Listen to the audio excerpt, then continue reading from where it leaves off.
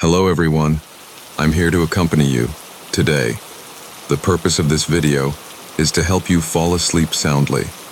Before we begin, don't forget to like this video and subscribe to this channel. Also write in the comment section, where are you from? And what time are you watching this video? Now, find the most comfortable position and relax. I never should have signed the addendum for the deep winter isolation contract. The money was absurd, the kind of lump sum that promises to wipe out student loans and credit card debt in a single 3-month stint. But now, looking back at the scars on my hands and the tremors that still wake me at 3 in the morning, I know the price was far steeper than I could have ever imagined. They stationed me at Blackwood Ridge, a fire lookout tower decommissioned in the late 90s and brought back into service solely for ecological observation by a private forestry firm. It was not your standard state park gig. There were no hikers, no campers, and definitely no cell service. The tower was a glass box perched 60 feet in the air, accessible only by a winding, rusted steel staircase that screamed in protest whenever the wind picked up.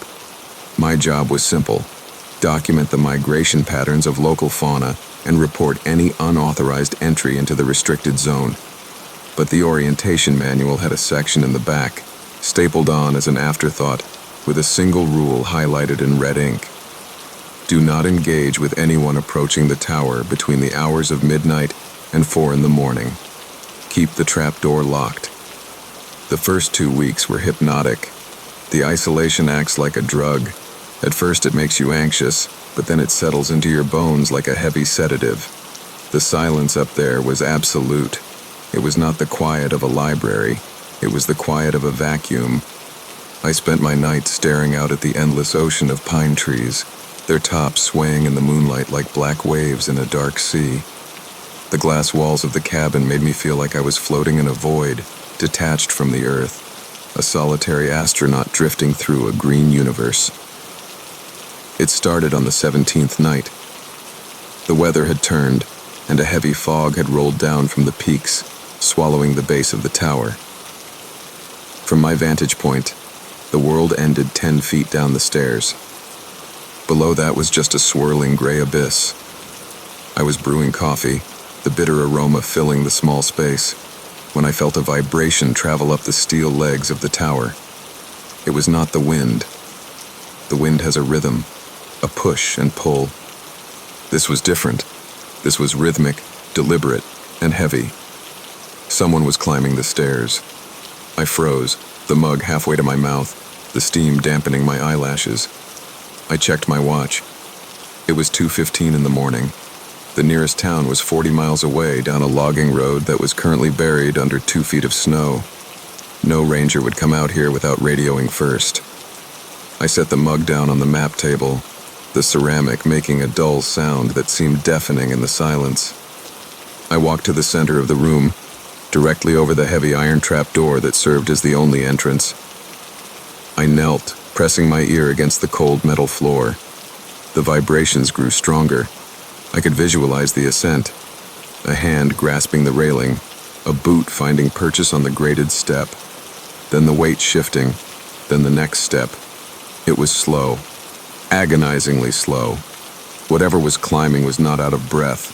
It was not rushing. It was moving with the inevitability of a glacier. I remembered the rule to keep the trapdoor locked. I checked the heavy deadbolt. It was slid home, the steel cold and reassuring. But then, a thought intruded. A rational, dangerous thought. What if it was an injured hiker? What if someone had crashed their car on the lower pass and dragged themselves here for help? The human instinct to aid is a powerful thing, but the instinct for self-preservation is older. The footsteps stopped. They were right below the trapdoor. I held my breath, my heart hammering against my ribs like a trapped bird. I waited for a knock. I waited for a shout, for someone to ask if anyone was there. But there was no voice. Instead, I heard the sound of leather sliding against metal. Something was running its hand along the underside of the trapdoor, exploring the seams, tracing the rivets. It was a gentle, almost caressing motion. The sound was dry and rough, like sandpaper on iron. Then, the silence returned. It stretched for a minute, then two. I began to think maybe it was an animal, a bear, perhaps, confused and climbing the structure. But bears do not have the coordination to climb 60 feet of spiraling steel grate without making a chaotic racket. Suddenly, the handle of the trapdoor turned. It moved slowly, grinding against the lock mechanism. It turned all the way to the right, hit the resistance of the deadbolt, and then turned back. It did this repeatedly, a methodical testing of the barrier. The thing below knew how doors worked. I scrambled back, grabbing the heavy flashlight from the desk, wielding it like a club. I demanded to know who was there, my voice cracking and sounding thin in the enclosed space. I told them this was private property and to identify themselves. The turning of the handle stopped immediately. From beneath the floorboards, a sound emerged that made my blood turn to ice water. It was not a growl. It was not a scream. It was a recording. "Identify yourself," a voice said. It was my voice. It was not a mimicry. It was perfect.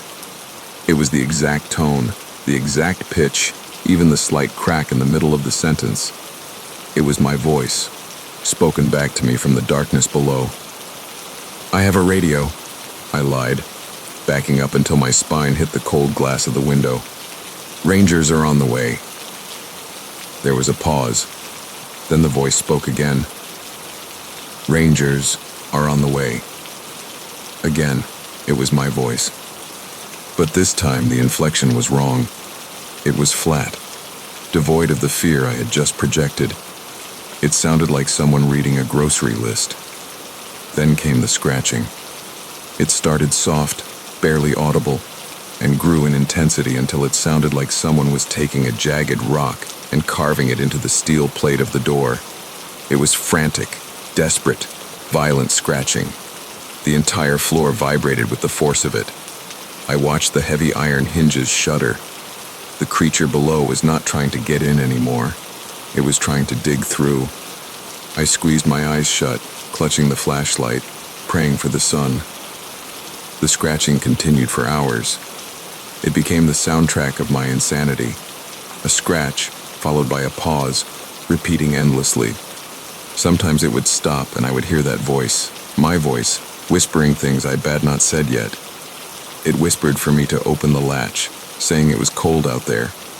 I sat in the corner, wrapped in my sleeping bag, shaking violently. I did not look at the floor. I looked at the horizon, waiting for the gray of the fog to turn into the blue of dawn. Around 4:30, the scratching stopped abruptly. There was no sound of descent, no footsteps going back down the stairs, just a sudden ringing silence. I did not move until the sun was fully up, burning through the fog and flooding the cabin with harsh, revealing light. It was noon before I built up the courage to unlock the deadbolt. I had my flare gun in one hand and the radio in the other. I threw the hatch open, expecting to see a monster, a maniac, or a corpse. There was nothing. The metal grate of the landing was empty. The stairs spiraling down were empty. But there was evidence. The underside of the trap door, the steel plate that was painted a thick industrial gray, was stripped bare. The paint had been peeled away in deep, gouged grooves, revealing the shiny metal underneath. And in the center of the scratches, smeared in a substance that looked like black grease or tar, was a perfect handprint. But the fingers were wrong. They were too long. They had too many joints. I packed my bag in 3 minutes. I descended those stairs without looking back, my eyes fixed on the tree line, terrified that I would see myself standing there, waving goodbye. I drove until the gas light came on, and then I drove 10 miles more. I reported it as a mental health crisis. I told them the isolation got to me, that I started hallucinating. They believed me. It is common in that line of work. They paid me a severance and wished me well. But I know what happened. And I know why I can't sleep with the windows open anymore. I know why I live in a basement apartment in the city, surrounded by the noise of traffic and people. Because sometimes, when the city quiets down, I think I can hear it. Not a monster, not a ghost. I hear my own voice, drifting from the ventilation ducts, asking to be let in. If you ever take a job in the deep woods, if you ever find yourself alone in a glass box above the trees, remember this warning. The isolation does not just keep people out, it invites other things in. And some of those things do not have a voice of their own, so they will be more than happy to take yours. Do not open the door, no matter who you hear asking. The interview lasted less than 10 minutes, and the hiring manager did not ask about my resume or my previous experience in hospitality. He only asked if I was capable of staying awake while the rest of the world slept. I was 23, drowning in debt, and living out of a sedan that was 2 breakdowns away from the scrapyard. I told him I was an insomniac by nature. I told him I thrived in the quiet. He handed me a uniform that smelled faintly of mothballs and a heavy brass keyring that felt like a weapon in my hand. He did not smile when he welcomed me to the team at the Sterling Grand Hotel. He just looked at me with a mixture of pity and relief, like a general sending a fresh recruit to a front line he knew was doomed. The Sterling Grand was a relic of a bygone era, a hulking monolith of limestone and Art Deco architecture planted in the center of a city that had slowly decayed around it. By day, it was a functioning business, hosting conferences for mid-level marketing firms and budget weddings.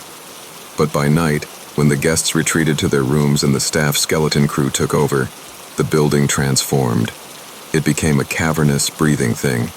My station was the front desk, a massive slab of mahogany that felt more like a barricade than a welcome counter. My shift ran from 11 at night until 7 in the morning. For the first 3 hours, there was usually some activity.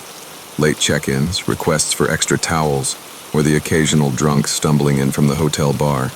But once 2 o'clock hit, the lobby became a tomb. The silence in a building that size is heavy. It has weight. You can feel it pressing against your eardrums. The only sounds were the rhythmic, metallic hum of the industrial refrigerator in the kitchen down the hall and the occasional groan of the building settling, the steel beams contracting in the cooling night air. The manager, Mr. Henderson, had given me a list of duties. It was standard stuff. Balance the daily ledger, prepare the housekeeping reports, and perform a security walk of the public areas every 2 hours. But at the bottom of the checklist, typed in a different font as if added years later, was a note that simply read, "Do not acknowledge the service elevator if it opens on the lobby level between 3 o'clock a.m. and 3:33 a.m. Do not look inside. Continue your work." I dismissed it as a prank. Every old hotel has its ghost stories, its hazing rituals for the new guy. I assumed the other staff would jump out wearing sheets or that the elevator had faulty wiring that made the lights flicker. For the first month, nothing happened. The job was boring, brutally so. I spent my nights reading paperback thrillers and drinking lukewarm coffee that tasted like burnt copper. I learned the rhythm of the hotel. I knew which floorboards creaked in the East Wing hallway. I knew that the ice machine on the 4th floor rattled for exactly 30 seconds before dispensing ice. I became intimate with the sounds of the building. Then came a Tuesday in November. It was a slow night, with occupancy at less than 15%. A storm was battering the city, the wind howling against the revolving glass doors of the entrance, creating a low, mournful whistle.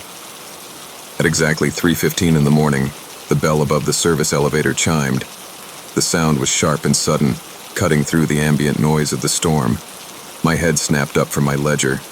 The service elevator was tucked away in an alcove to the left of the front desk, usually reserved for laundry carts and room service trays. It required a key card to operate. I watched, my heart rate picking up a steady, uncomfortable rhythm as the heavy steel doors slid open. I expected a guest who had gotten lost, or maybe a member of the cleaning crew working overtime. But the car was empty. The fluorescent light inside hummed with a sickly yellow hue, illuminating the scuffed metal walls and the linoleum floor. There was no one there. I remembered the note. I forced my eyes back to the ledger, my pen hovering over a column of numbers. I tried to focus on the math, but the presence of that open door was like a physical pressure on the side of my face. I could feel the cold air drifting out of the shaft. It smelled wrong. It did not smell like laundry or cleaning chemicals. It smelled like wet earth and stale, stagnant water. The doors stayed open for exactly 30 seconds. Then, without a sound, they slid shut. I let out a breath I hadn't realized I was holding. I told myself it was a glitch, old wiring, just like I thought. But the next night, it happened again. 3:15. The chime, the slide of metal on metal, the smell of damp earth filling the lobby. By the third night, the curiosity began to gnaw at the edges of my fear. It is a human flaw, the need to understand. We see a hole, and we have to look into it. We hear a noise, and we have to find the source. On the fourth night, when the elevator opened, I did not look away. I stood up. I walked around the edge of the mahogany desk, my footsteps muffled by the thick burgundy carpet. The lobby was dim, lit only by the low sconces on the walls, but the elevator was a beacon of yellow light. I approached it slowly, the smell of rot growing stronger with every step. It reminded me of a basement that had flooded and been left to fester for years. I stopped at the threshold. The car was empty. There were no buttons pressed, but as I peered closer at the back wall of the elevator, I noticed something. The metal wasn't just scuffed, it was scratched. Deep, gouged lines ran vertically down the steel panels, hundreds of them. They looked frantic. They looked like someone had been trapped inside and had tried to claw their way out using something much harder than fingernails. And then, I saw the button panel. The Sterling Grand had 12 floors. The buttons were numbered 1 through 12, with a key slot for the roof. But there was a 13th button. It was not plastic like the others. It was a small black toggle switch that had been installed crudely into the metal plate right below the emergency stop. It was flipped to the on position. I reached out, my hand trembling, intending to flip it off. My finger brushed the cold metal of the switch. Suddenly, the phone at the front desk began to ring. The sound was so loud in the silence that I physically jumped, pulling my hand back as if I had been burned. I spun around, staring at the desk. The phone continued to scream, the red light flashing on the console. I ran back to the desk, snatching the receiver up. "Front desk, this is Michael." Silence. "Hello? Front desk," I repeated, my voice breathless. "You are not supposed to leave the desk," a voice said. It was a woman's voice. It sounded incredibly old, the vocal cords dry and brittle, like crumpling autumn leaves. But the terrifying part was not the age, it was the proximity.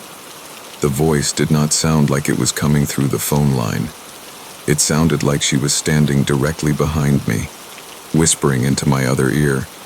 I spun around, dropping the receiver. The lobby was empty. The revolving doors were still. The shadows in the corners were motionless. I looked back at the elevator. The doors were closing.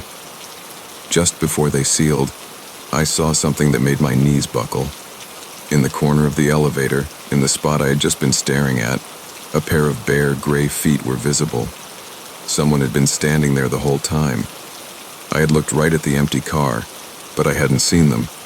It was as if my brain had refused to process the image until it was too late. The doors slammed shut with a finality that echoed through the lobby. I did not quit that night. I needed the money too badly, but I changed.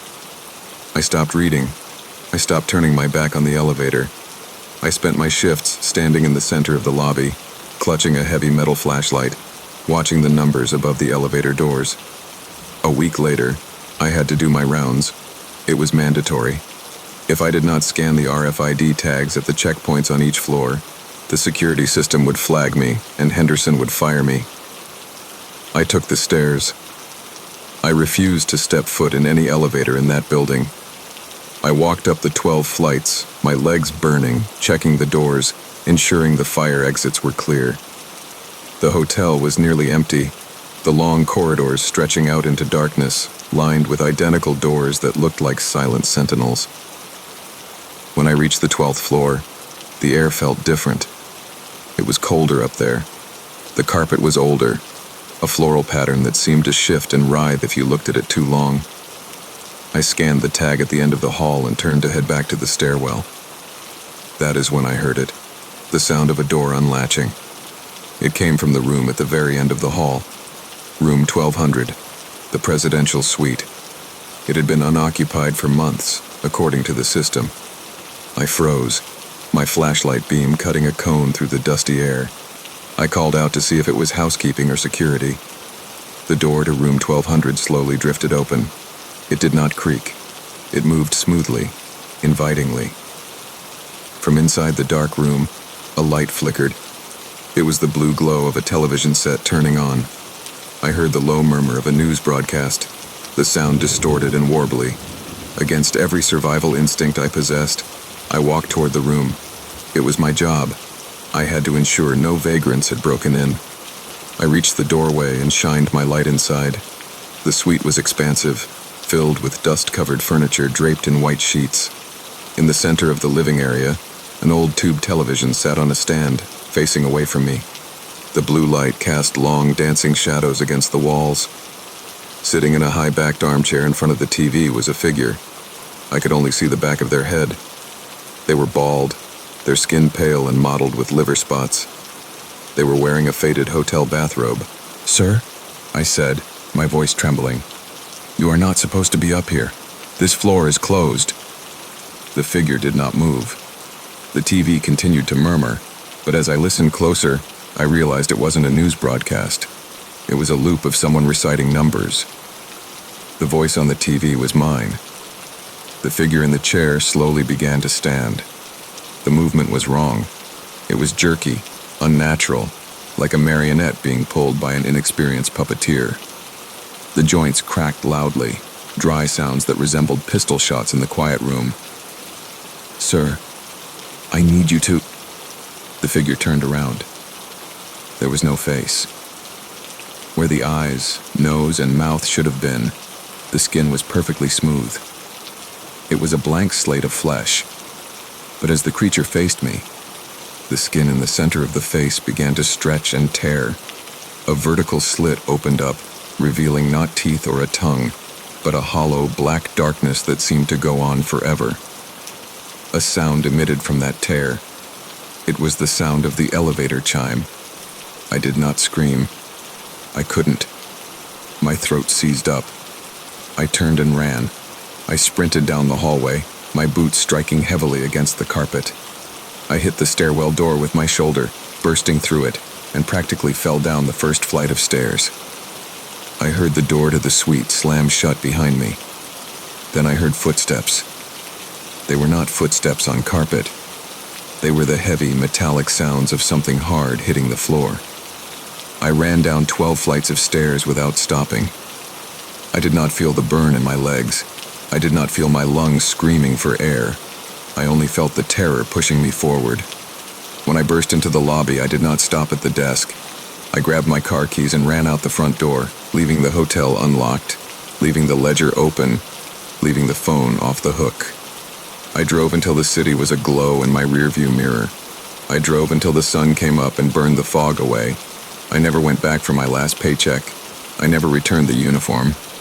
I moved to a different state, took a job in landscaping, something that keeps me outside, under the sun, far away from confined spaces and elevators. But sometimes, when I'm staying in a motel or visiting a friend in an apartment complex, I hear it. I will be lying in bed, staring at the ceiling, and I will hear the faint, distant chime of an elevator arriving at my floor. And I know, with a certainty that makes my blood run cold, that if I were to open my door and look down the hall, I wouldn't see an empty corridor. I would see the service elevator from the Sterling Grand waiting for me, with the 13th button flipped to on. There are places in this world that act as traps. They are built of brick and mortar, but their foundations are laid in something much darker. The Sterling Grand is one of them. It is hungry. It is always open. And if you ever find yourself working the night shift in a place that feels too quiet, too heavy, or if you hear an elevator arrive when no one is around, do not look. Do not investigate. Just run. Because once you see what lives on the 13th floor, it will never stop looking for you. I have driven every mile of Interstate 10 between Phoenix and El Paso more times than I can count, but I have never seen the exit for Sanctuary Wells before that night, and I pray to a God I no longer believe in that I never see it again. My rig is a 2018 Peterbilt, a beast of a machine that serves as my home, my office, and my coffin for 3 weeks out of the month. Long-haul trucking is a profession of solitude. You exist in a bubble of glass and steel, floating through a landscape that becomes increasingly abstract the longer you stare at it. The white lines on the asphalt become a hypnotic code, a Morse code of dashes that your brain tries to decipher until the fatigue sets in. It was 3 a.m, the witching hour for desk jockeys, but just another Tuesday for me. I was pushing through the New Mexico desert, a stretch of land so empty and void of light that it feels like driving on the surface of the moon. My fuel gauge was dipping dangerously low, hovering just above the red line. I had miscalculated my last stop, pushing for an extra 100 miles that I did not have in the tank. The anxiety was a cold knot in my stomach, tighter than the caffeine headache pulsing behind my eyes. The GPS on my dashboard was a glowing blue square in the darkness. It showed nothing for 50 miles, just a gray void of digital desert. But then, as my headlights cut through the oppressive blackness, I saw it. A green reflector sign, faded and pockmarked with bullet holes from bored locals. It read, Sanctuary Wells, gas, food, lodging, 1 mile. I frowned. I knew this route. There was no town here. There shouldn't even be a service road here. But the needle on my fuel gauge dipped again, trembling as the engine drank the last dregs of diesel. I did not have a choice. Desperation makes us ignore our instincts, and my instinct was screaming at me to keep driving until the engine died, and I drifted to a stop on the shoulder. I took the exit. The ramp was in disrepair, the asphalt cracked and forcing the truck to shudder violently as I descended into the basin below the highway. The transition was abrupt. One moment, I was surrounded by the open desert wind. The next, the air felt still, heavy, and pressurized. Sanctuary Wells was a single street. It looked like a movie set for a town that had died in the late 70s. There was a diner with a darkened sign, a motel with boarded-up windows, and a gas station with 2 lonely pumps standing like sentinels under a flickering halogen light. The silence was the first thing that hit me. When you turn off a diesel engine, there is usually a ringing in your ears, an echo of the power. But here, the silence swallowed the sound instantly. I opened the cab door and stepped down. The air did not smell like desert sage or dust. It smelled like copper and ozone, the way the air smells right before a massive thunderstorm, but the sky above was clear and starless. I walked to the pump, the gravel crunching loudly under my boots. I slid my card into the reader. The screen was dead, black and unresponsive. I tried the lever. Nothing. "We don't take cards," a voice said. I spun around, my hand instinctively going to the tire thumper I kept in my belt loop. Standing in the doorway of the station's small convenience store was a man. He was wearing coveralls that were spotless, pressed with military precision. His face was obscured by the shadow of a grease-stained baseball cap. "Cash only," he said. His voice was flat. It did not carry. It sounded like he was speaking from inside a cardboard box. "I have cash," I said, relaxing slightly. "Pump 2. He did not move. He just pointed a finger at the store. "Pay inside first." I walked toward the building. As I got closer, the sensory details of the place began to feel wrong. The glass of the storefront was not dusty. In the middle of the desert, where sand coats everything in minutes, the glass was perfectly clean. Windex clean.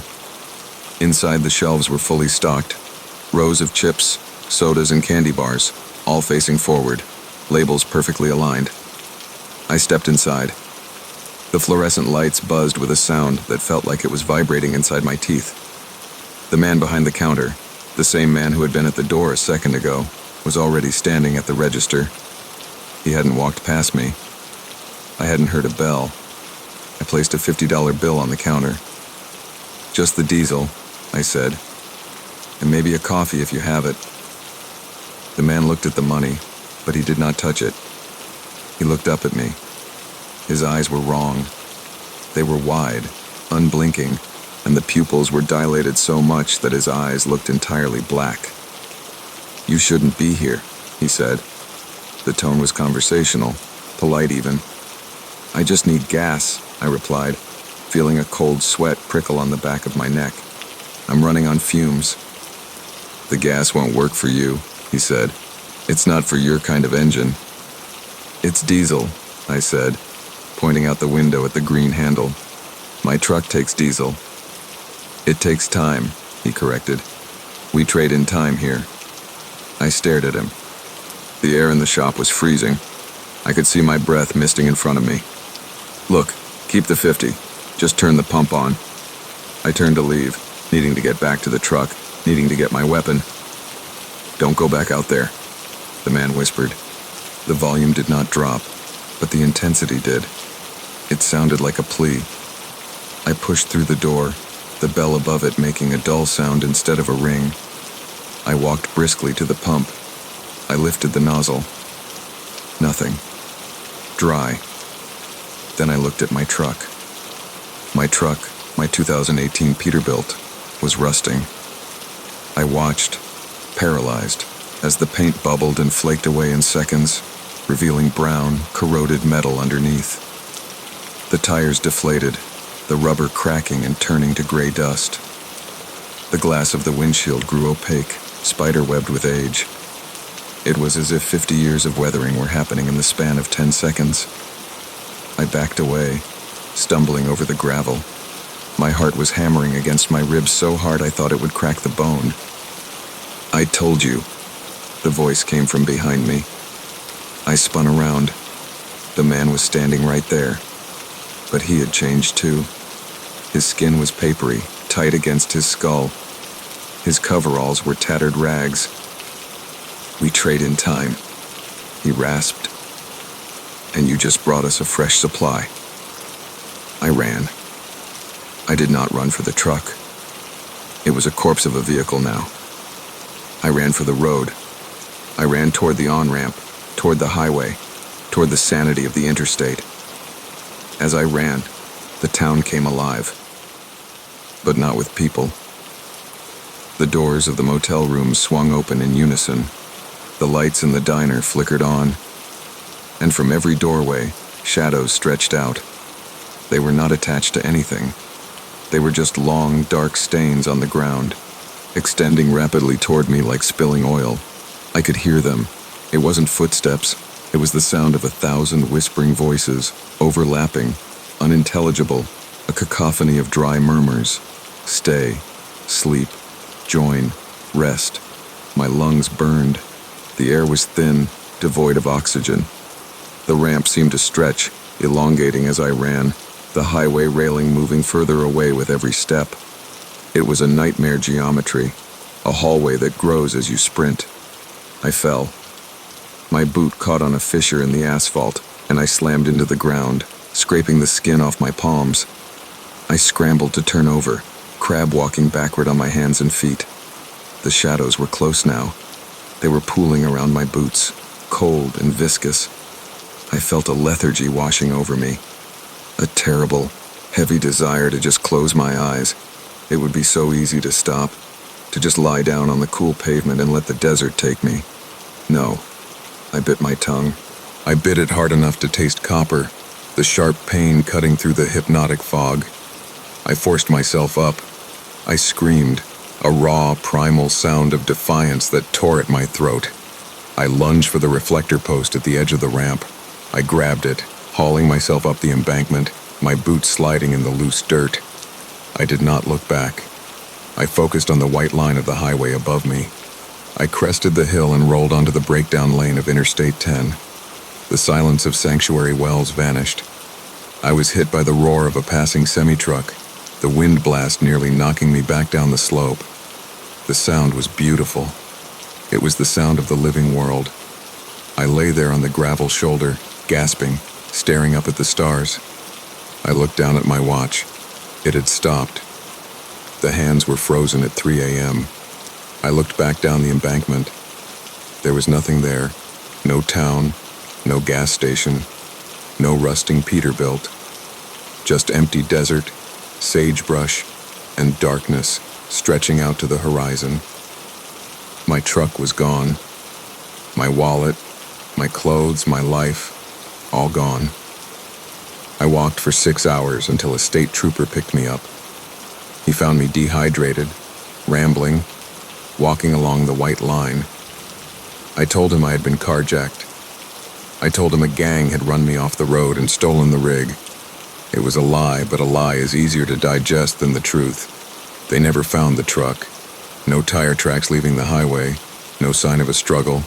Just me, appearing out of thin air on the side of the road.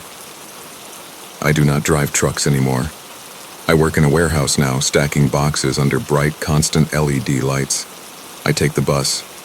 I do not own a car. But sometimes, when I am working the night shift and the warehouse is quiet, I feel a sudden drop in temperature.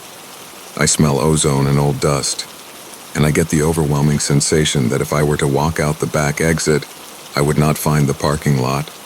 I would find a gas station with 2 lonely pumps and a man waiting to finish his transaction. If you are driving at night and you see an exit that your GPS does not recognize, or if you see a town that looks too quiet, too clean, too still, keep driving. Run out of gas if you have to. Ruin your engine. Walk, but do not take the exit, because some places aren't on the map. They are gaps in the world, and once you fall into a gap, you leave a piece of yourself behind that you can never get back. I left my time there, and I can feel my clock winding down faster than everyone else's. They say that space is the final frontier, the ultimate void where human life is an anomaly. But anyone who has ever worked saturation diving in the North Sea knows that the true abyss is right here on Earth, 300 meters beneath the surface of the cold, black Atlantic. I was part of a 4-man team contracted to perform maintenance on a subsea manifold for an oil rig that had been plagued by mechanical failures for months. Saturation diving, or sat diving, is a job that exists on the razor's edge of biology and physics. To survive at that depth, your body has to be saturated with inert gases, usually helium, to prevent the pressure from crushing you like a discarded soda can. You live in a pressurized habitat, a steel cylinder barely larger than a prison cell, for weeks at a time.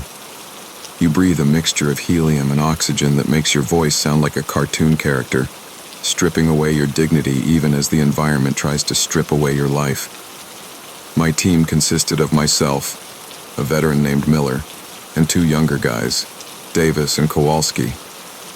We were living at storage depth, pressurized to match the weight of the ocean outside, so we could work 6-hour shifts on the seabed without getting the bends every time we returned to the bell. The horror did not start with a monster or a ghost. It started with the sound. The ocean is never silent. Even inside the pressurized habitat, you can hear the low, rhythmic thrum of the support vessel's thrusters, hundreds of feet above, the hiss of the gas scrubbers cleaning your air, and the creaking of the metal hull as the currents push against it. But on the 4th night of our 28-day rotation, a new sound emerged. I was on the top bunk in the sleeping quarters, staring at the curved steel ceiling, trying to ignore the condensation dripping onto my forehead. It was 300 hours. The rest of the team was asleep, their breathing heavy and rhythmic. Then, I heard it. It was a soft, wet impact against the hull. It sounded like a heavy, waterlogged boot kicking the side of the habitat. I froze. At this depth, there is no marine life large enough to make a sound that distinct. The pressure is too immense for sharks or whales. We were in the dead zone. The only things down here were us, the robotic ROVs, and the bottom feeders that looked more like insects than fish. I waited. A minute passed. Then it happened again. This time, it was a dragging sound, like something rough being pulled across the external steel plating. It moved from the foot of the habitat, up along the side, and stopped directly adjacent to my head. I sat up slowly, my heart hammering a frantic rhythm against my ribs. I looked at the small, circular viewport at the end of the bunk. The glass was 6 inches thick, reinforced to withstand atmospheres of pressure that would turn a human body into jelly in a microsecond. Beyond the glass, there was only absolute, crushing blackness. I wanted to wake Miller. He was the supervisor, but the logic of the situation held me back. If I woke him up because I heard a noise, he would laugh me out of the industry. It was probably just debris, I told myself. A piece of drift metal from the rig above, or maybe a cable swinging in the current. I lay back down. I closed my eyes. The sound was deliberate. It was precise. It was metal striking metal with intelligent rhythm. I rolled over and put my face inches from the cold glass of the viewport. My breath fogged the surface for a second, and I wiped it away with my sleeve. I strained my eyes against the darkness, searching for a shape, a movement, anything. Then, a face appeared. It did not float into view. It did not swim. It simply materialized, pressed directly against the outside of the glass. It was a human face. But it was wrong. The skin was pale, bloated, and translucent, like the flesh of a deep-sea jellyfish. It had no hair. The eyes were wide, lidless, and completely white, glowing with a faint, bioluminescent luminescence. But the worst part was the mouth. It was open in a silent scream, revealing rows of needle-like transparent teeth. It was not wearing a diving helmet. It was not wearing a mask. It was exposed to the water, 300 meters down, where the pressure should have collapsed its skull instantly. I recoiled, slamming my back against the wall of the bunk. I tried to shout, but the helium mixture in my lungs turned my scream into a high-pitched, garbled squeak. The face did not move. It stared at me. Then slowly, a hand rose into view. It placed a long, skeletal finger against the glass. I scrambled down from the bunk, my movements clumsy in the confined space. I grabbed Miller by the shoulder and shook him violently. I told him to wake up, screaming that there was something outside. Miller groaned, swatting my hand away. He told me to go to sleep, claiming I was getting the raptures. I insisted he look at the viewport, telling him there was a man outside. Miller sat up, rubbing his face. He looked at me with the weary annoyance of a man who has spent 20 years underwater. He climbed out of his bunk and walked to the viewport. He peered out. He told me there was nothing there, just the dark. I pushed past him and looked. He was right. The face was gone. The ocean outside was empty. I insisted that I saw it, my voice trembling. I told him it was looking at me and wasn't wearing a suit. Miller sighed, putting a heavy hand on my shoulder. He explained it as high-pressure nervous syndrome, saying my brain was misfiring. He told me to go back to sleep because we had a lockout in 4 hours. I did not sleep. I lay in my bunk, watching the viewport, waiting for the face to return. It did not. But the tapping continued. It moved around the habitat, exploring the seams, testing the welds. It was a survey. Something was looking for a way in. The next day, Miller and I were scheduled for the excursion. We climbed into the diving bell, sealed the hatch, and were lowered from the habitat to the seabed. The transition was smooth, a simple elevator ride to the bottom of the world. When the bell settled on the silt, we equalized the pressure and opened the bottom hatch. The water here was a murky, particulate-filled gray, illuminated only by the powerful floodlights of the bell and our helmet lamps. We stepped out into the abyss. The job was to repair a flange on the pipeline. It was heavy, manual labor. The umbilical cord, my lifeline carrying my breathing gas, hot water for my suit, and communications, trailed behind me like a thick yellow snake. We worked for 3 hours without incident. The rhythm of the work was soothing. Turn the wrench, check the gauge, report to topside. I reported to topside that the flange was secured and I was moving to inspect the secondary valve. The dive supervisor acknowledged, warning me to watch my umbilical as the current was picking up.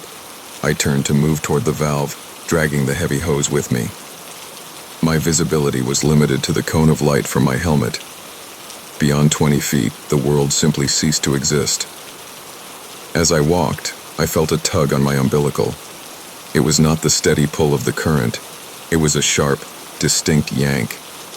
I told Miller to watch his line, thinking he had crossed over me. Miller replied that he was nowhere near me and was at the manifold. I stopped. I turned around, shining my light back along the length of my yellow hose. It vanished into the darkness, leading back toward the bell.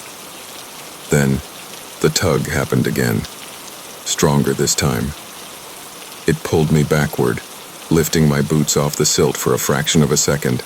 I asked topside if they were winching in the umbilical, trying to keep the panic out of my voice.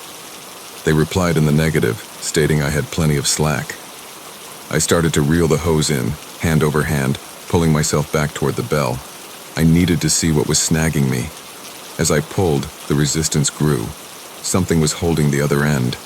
Then, out of the gloom, a shape emerged. It was not a rock. It was not the bell. Standing on the seabed, holding my umbilical in its hands, was the figure I had seen in the viewport. It was tall, impossibly thin, its limbs elongated and jointed in too many places. It wore the tattered remnants of a wetsuit that looked decades old, the neoprene shredded and hanging in ribbons. But the head was bare, that pale, glowing, bloated head. It was smiling. It held my lifeline in one hand and a jagged piece of rusted metal in the other. It looked at me, looked at the hose, and then looked back at me. It raised the metal shard to the hose. I screamed for topside to pull me up immediately, declaring an emergency. Topside told me to calm down and asked what was wrong. I screamed at them to pull me up, yelling that something was cutting my line. The creature did not cut it immediately. It wanted me to see. It began to saw at the thick yellow casing. I saw bubbles erupting from the cut as it breached the gas line. My air supply hissed, a sudden drop in pressure that made my ears pop painfully. I turned and ran. I ran toward the bell, fighting the resistance of the water, fighting the terror that made my legs feel like lead. I screamed for Miller to get to the bell. I saw the lights of the diving bell ahead. Safety. Sanctuary. I did not look back. I could hear the hissing of my leaking air. I could feel the cold water seeping into my suit where the hot water line had been severed. I scrambled up into the bell, my breath coming in ragged, starving gasps. Miller was right behind me. He dragged himself up through the hatch, and we slammed it shut, spinning the locking wheel until my knuckles turned white. I yelled to pressurize and get us out of there. The bell shuddered as it detached from the seabed clump weight. We began to rise. I collapsed on the floor of the bell, ripping my helmet off. The air inside was thick and metallic. Miller was staring at me, his face pale. He whispered, asking what I saw. I gasped that it was cutting my line, holding up the damaged section of the umbilical attached to my harness. Miller looked. The thick rubber casing had been sliced deep, exposing the inner tubes. But it was not a clean cut. It was jagged, gnawed.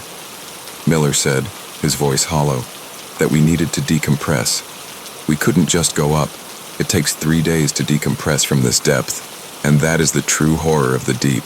You cannot run. Even when you are being hunted, you have to wait. We docked with the habitat. We spent the next 72 hours sitting in that steel tube, watching the pressure gauge slowly drop, waiting for the nitrogen and helium to leave our blood. For 3 days, the tapping continued. It did not stop. It followed us up. As the support vessel lifted the system toward the surface, the creature rode the outside of the habitat. We could hear it crawling over the hull. We could hear it dragging its long, broken fingernails across the steel plates. It whispered to us. The vibrations traveled through the metal, turning the entire habitat into a speaker. It did not speak English. It spoke in clicks and wet, guttural groans that bypassed our ears and resonated directly in our skulls. Miller stopped talking after the first day. He just sat in the corner, rocking back and forth, clutching a wrench. When we finally surfaced, when the hatch was finally opened, and the fresh, salty air of the world rushed in, the deck crew found us huddled together. They checked the hull. They found the scratches. Deep, gouged grooves in the hardened steel that looked like they had been made by diamond-tipped claws. And near the viewport, burned into the metal as if by acid, was a handprint. It was twice the size of a human hand, with 6 fingers. I never went back to the water. I live in Arizona now, in the middle of the desert, as far from the ocean as I can get. I do not take baths. I do not go out in the rain. But sometimes, at night, when the house is quiet and the wind blows across the sand, I hear a sound that stops my heart. It sounds like it is coming from the window, but I know it is not. It is coming from the pipes in the walls. It is coming from the water. The ocean is deep, and its memory is long. It knows where I am, and it knows that eventually everyone has to drink. If you ever hear a tapping in your pipes, if you ever hear the plumbing groan when no water is running, do not investigate. Do not put your ear to the wall, because there are things that travel through the water, things that can squeeze through the smallest cracks, waiting for the moment you turn on the tap. I should have listened to the silence of the city map. The blank spaces are not empty. They are just the places where the ink refuses to stick. I was part of a subculture that calls itself urbex, short for urban exploration. We are the people you see slipping through cut chain link fences at midnight, the shadows climbing construction cranes, and the figures vanishing into storm drains when no one is looking. We document the decay. We find the beauty in the forgotten skeletons of industry. But there is a rule among the veterans of this hobby, a rule that I broke on a rainy Tuesday in October.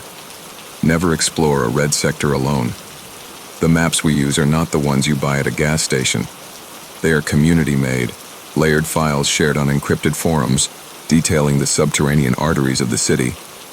Blue lines are storm drains, green are utility tunnels, and red are the dead zones, areas where the infrastructure is so old, unstable, or bizarre that they are deemed off-limits even to us.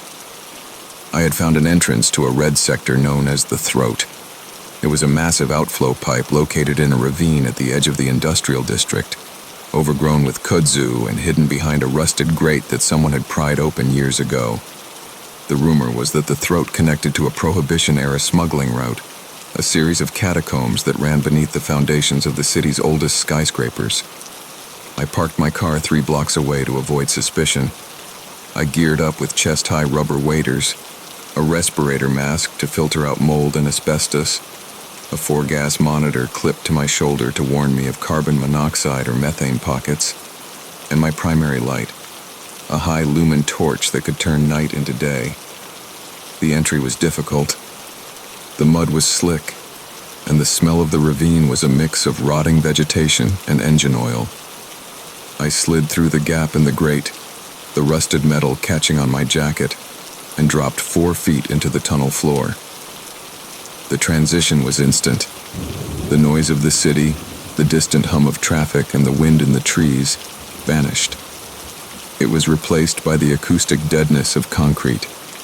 The air was cool and damp, carrying the metallic tang of standing water. I clicked on my flashlight. The beam cut a sharp cone through the darkness, illuminating a round concrete tunnel about 10 feet in diameter. The walls were stained with watermarks, rising and falling like tide lines. Graffiti covered the first 100 yards, tags, insults, and poorly drawn cartoons. It was comforting. Graffiti meant people had been here. It meant the place was known. But as I walked deeper, the graffiti began to fade. The colorful spray paint gave way to bare, gray concrete, and then to older red brick. The tunnel floor became uneven, slick with a carpet of algae that felt like velvet under my rubber boots. I checked my gas monitor. The numbers were steady. Oxygen levels were normal. I pressed on. After an hour of walking, I reached a junction that was not on my map. The main tunnel continued straight, but a smaller, arch-shaped passage branched off to the left. It was constructed of rough-hewn stone, the mortar crumbling and black with age. A draft was coming from it. Not the stagnant air of the main drain, but a moving current. It smelled different. It did not smell like sewage or rot. It smelled like ozone and old paper. Curiosity is a parasite. It eats away at your self-preservation. I turned left. The stone passage was narrower. I had to hunch my shoulders to avoid scraping the walls. The floor here was dry, covered in a layer of dust that looked undisturbed for decades. My footsteps did not echo. The dust swallowed the sound, making my movements feel dreamlike and silent. I walked for what felt like 20 minutes, but my sense of time was beginning to distort. The tunnel did not seem to be leading anywhere. No side rooms, no utility boxes, just an endless stone throat. Then, I saw the first anomaly. On the wall to my right, embedded in the stone at eye level, was a pocket watch. It was not hanging on a hook. It was fused into the masonry. The gold casing was half swallowed by the rock, as if the stone had been liquid when the watch was placed there and had hardened around it. The glass face was cracked, and the hands were frozen at 11:11. I stopped to photograph it, the flash of my camera illuminating the bizarre sight. As the afterimage faded, I noticed another object 5 feet further down. It was a shoe. A leather brogue, the style from the 1920s, protruding from the ceiling. Panic began to prickle at the back of my neck. This was not right. This was not just abandoned infrastructure. This was impossible. I turned my flashlight beam down the length of the tunnel. The walls were filled with objects. Chairs, bicycle wheels, radiator grills, suitcases, dolls. They were all merged with the stone, jutting out at impossible angles, as if the tunnel had been built using the debris of 1,000 lives as mortar. It looked like a cross-section of a landfill that had been petrified. I turned around. I needed to leave. I needed to get back to the concrete drain and the comforting graffiti, but when I turned, the tunnel behind me was gone. It was not that I was lost. It was that the architecture had changed. The straight passage I had just walked down was now a sharp curve, bending to the right just 10 feet away. I froze. I knew I hadn't turned a corner. I had walked in a straight line. I ran to the curve, my waders clumsy and heavy. I rounded the bend, expecting to see the long stretch back to the junction. Instead, I saw a dead end. A solid wall of brick, slick with moisture, blocked the path. Embedded in the center of the wall was a bicycle, its front wheels spinning slowly, squeaking with a rhythmic, rusty protest. The wheel was spinning. That meant momentum. That meant it had been touched recently. I called out asking if anyone was there. My voice did not echo. It fell flat, absorbed by the stone. The squeaking of the wheel stopped abruptly. I was trapped. My heart rate spiked, and the gas monitor on my shoulder beeped a warning. Not for gas, but for my rapid breathing. I forced myself to calm down. I told myself I just got turned around and that the mind plays tricks in the dark. I just needed to find the airflow and follow the draft. I held up a wet finger. The draft was coming from the wall with the bicycle. I approached it, shining my light into the gaps between the bricks. There was a space behind it. The wall was not structural. It was a barricade. I kicked at the mortar. It was soft, crumbling easily under my heavy boot. I spent 10 minutes kicking a hole large enough to squeeze through. I pulled myself into the space beyond, tearing my jacket on the jagged bricks. I tumbled out into a massive chamber. I stood up and swept my light around. The space was vast, like a cathedral. The ceiling was lost in the darkness above, but the floor was a nightmare. It was a replica of the city above, but it was wrong. It was a scale model, built entirely out of trash and refuse. Skyscrapers made of compacted tin cans, roads made of flattened tires, parks made of shredded money and mold. It stretched out for acres in the dark cavern. and walking through the streets of this garbage city were the shadows. They were not people, they were shapes.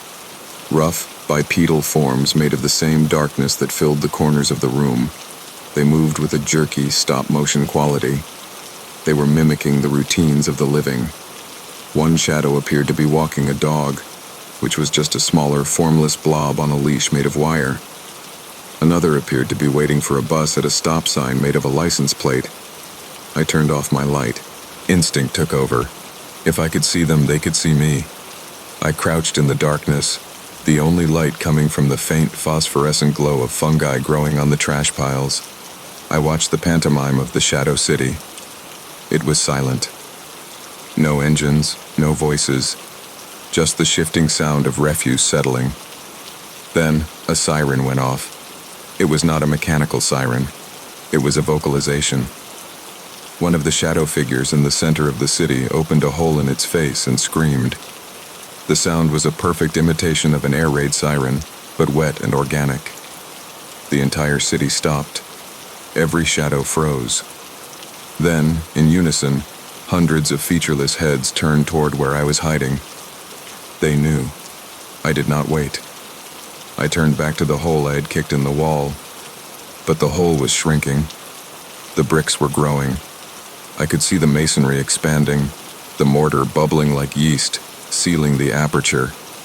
I dove for it, thrusting my arm and head through just as the gap closed around my waist. The pressure was immense. I felt my ribs bending. I screamed, kicking my legs against the trash floor of the cavern, pushing myself through. The rough brick scraped the skin off my back. With a final, desperate heave, I popped through onto the floor of the stone tunnel, landing face first in the dust. Behind me, the wall sealed completely. The bicycle wheel was gone. The wall was smooth, unbroken stone. I did not care about navigation anymore. I ran blindly through the tunnels, taking lefts, rights, climbing ladders, sliding down chutes. I could hear the city below me coming alive. I heard the sound of 1,000 trash-made feet scuttling inside the walls. I heard the pipes groaning, mimic voices whispering my name from the drains. I ran until my batteries died. I ran in the absolute pitch black, guiding myself by touch, my fingers raw from scraping against the concrete. I do not know how long I was down there. Days, maybe. I remember drinking condensation from the walls. I remember hallucinating that my own hands were turning into stone. I was found by a utility worker 3 miles from where I entered. I had somehow squeezed myself through a 6-inch drainage pipe and ended up in the basement of a water treatment plant. They had to use the jaws of life to cut the pipe open to get me out. They told me I was dehydrated and suffering from acute hypothermia. They asked me how I got in there. They said the pipe I was found in was sealed at both ends. There was no way in or out. I stopped exploring. I sold my gear. I do not go into basements. I do not even like walking over subway grates. But the worst part is not the memory of the trash city. It is the map. I still have the map file on my computer. I haven't opened it, but sometimes the file size changes. It gets bigger. And sometimes, when I am sitting at my desk late at night, I can hear a sound coming from my computer speakers, even when they are muted. It is the sound of a bicycle wheel, squeaking rhythmically, calling me back to the place where the lost things go. The city is not just concrete and steel. It has a shadow, and the shadow is hungry for new residents to act out its silent, eternal play.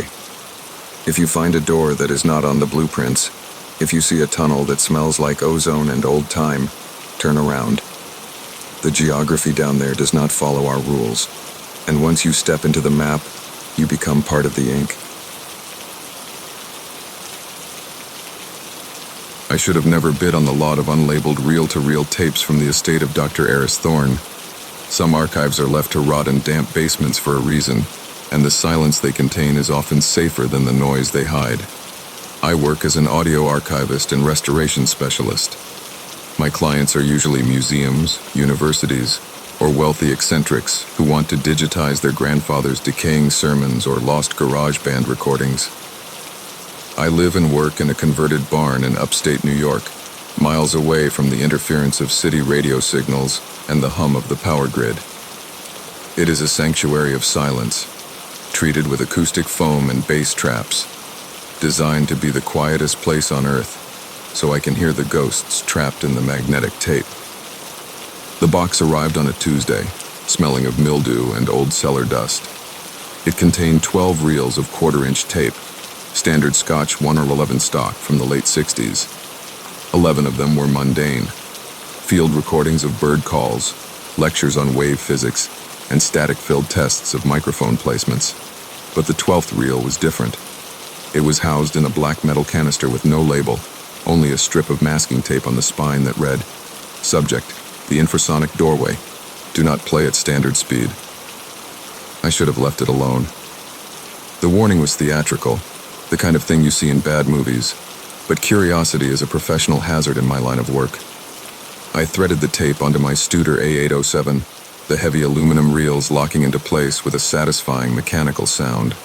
I cleaned the heads with isopropyl alcohol, checking the azimuth alignment to ensure the clearest playback. The room was dead silent, the only light coming from the warm, amber glow of the VU meters and the single desk lamp illuminating the splicing block. I put on my headphones, heavy, closed-back monitors that sealed me off from the world, and pressed play. The tape began to spin. The capstan engaged, pulling the brown ribbon across the playback head. At first, there was nothing. The meters sat dead at the bottom of the scale. No hiss, no pop, no static. It was digital silence on an analog medium, which is technically impossible. Magnetic tape always has a noise floor, a bed of magnetic grain that sounds like a soft rainfall. But this was a vacuum. I turned the gain knob up. Nothing. I was about to stop the machine, assuming the tape had been bulk erased, when the needle on the left channel flickered. It was not an erratic jump. It was a rhythmic pulse. It hovered in the lower register, barely registering, like a heartbeat. I leaned in, pressing the headphones tighter to my ears. I could not hear anything, but I could feel it. It was a pressure in my inner ear, a sensation similar to descending rapidly in an airplane. The air in the room felt suddenly heavier, denser. I remembered the label warning not to play at standard speed. I adjusted the variable speed control, slowing the tape down by 50%. The pressure in my ears intensified. It became a throbbing ache behind my eyes. And then, buried deep in the sub-bass frequencies, below the range of normal human hearing, a sound emerged. It was not a voice. It was a drone. A low, oscillating hum that sounded like a cello being bowed by a grand tectonic plate. It was beautiful and terrifying. It resonated in my chest cavity, vibrating my ribs. As I listened, trance-like, the environment of my studio began to shift. The amber light of the VU meters seemed to stretch, bleeding into the peripheral vision. The shadows in the corner of the room, usually sharp and defined, began to blur and elongate. I reached for the stop button, but my hand hesitated. The sound was hypnotic. It felt like it was unlocking something in my brain, a dormant cluster of neurons that had never been used. Then, the drone changed. It modulated. It started to form patterns, and under the drone, I heard the whispering. It was recorded at such a low level that it sounded like it was coming from the other side of a thick wall. I cranked the volume, risking damage to my drivers. "Let us in," a voice whispered. "The wall is thin." It was not one voice. It was hundreds. They were layered, stacked on top of each other, creating a choir of desperate dry rasps. "The frequency is the key," another voice said, clearer this time. "Widen the aperture." I looked at the tape counter. It was moving, but the numbers were not sequential. They were jumping. 001, 005, 012. The time was slipping. Suddenly, the smell of ozone flooded the room. It was sharp and metallic, the smell of a blown transformer. I spun around in my chair, tearing the headphones off. My studio was gone. I was still sitting in my chair. The desk was still there. The tape machine was still spinning, but the walls of the barn had vanished. Instead of acoustic foam and wood, I was surrounded by a gray, infinite fog. The floor was a smooth, obsidian glass that stretched out in all directions. And standing in the fog, arranged in a perfect circle around my desk, were the listeners. They were tall, gray figures, their bodies indistinct and flickering like bad television reception. They had no faces, just smooth, concave surfaces where heads should be. They were standing perfectly still, looking at the tape machine. The sound was no longer just in the headphones. It was coming from them. They were broadcasting it. The low hum was vibrating from their bodies, shaking the desk, rattling my teeth. I tried to scream, but the air was too thick. It felt like inhaling syrup. I could not draw a breath. The pressure was crushing me. One of the figures stepped forward. It moved without walking, simply gliding over the black glass floor. It reached out a long, flickering hand toward the tape machine. I knew, with a primal certainty, that if it touched the machine, I would never leave this place. The tape was the anchor. The tape was the bridge. I lunged for the deck. My movement was sluggish, like moving underwater. I grabbed the supply reel and the take-up reel with both hands, forcing them to stop. The motor whined in protest, the belt squealing. The drone grew louder. It became a shriek, a tearing sound that felt like it was ripping the hemispheres of my brain apart. The figures in the fog stepped closer, the circle tightening. "Do not break the connection," the voices whispered, now deafeningly loud in the open air. I did not just stop the tape, I ripped it. I yanked the reels apart, snapping the polyester ribbon. The sound cut out instantly. The shockwave was physical. It threw me backward, chair and all. I hit the floor hard, the back of my head slamming against something solid. I blinked, gasping for air. The gray fog was gone. The obsidian floor was gone. I was lying on the carpet of my studio. The acoustic foam panels were back on the walls. The smell of ozone was replaced by the smell of hot electronics. The tape machine was smoking. The motor had burned out from the resistance. The snapped ends of the tape hung limp, fluttering slightly in the draft from the air conditioner. I lay there for an hour, too terrified to move, waiting for the gray figures to seep back through the walls. They did not. I gathered the tape. I did not spool it back up. I took the tangled mess of brown ribbon out to the fire pit in my backyard. I doused it in lighter fluid and threw a match on it. It did not burn like plastic. It screamed. As the flames consumed the magnetic coating, a high-pitched, whistling shriek escaped from the fire, fading into the night sky as the tape turned to ash. I thought it was over. I sold the Studer. I re-insulated the studio. I stopped taking restoration jobs for a month. But the silence never returned. That is the thing about hearing a frequency like that. It changes the shape of your ear. It changes the wiring of your brain. You cannot unhear it. Now when it is quiet, late at night, I hear the hum. It is faint, right at the edge of perception, a low vibration in the base of my skull. And when I focus on it, when I let my guard down, I can hear the whispers underneath. "The door is still ajar," they say. "We can see you." And sometimes, when I look into the reflection of my monitor when the screen is black, or in the darkened window of the studio, I do not see my own face. I see a smooth, gray, concave surface. I do not wear headphones anymore. I keep a radio playing static in every room of the house, 24 hours a day. White noise, pink noise, anything to drown out the silence. Because the silence is not empty.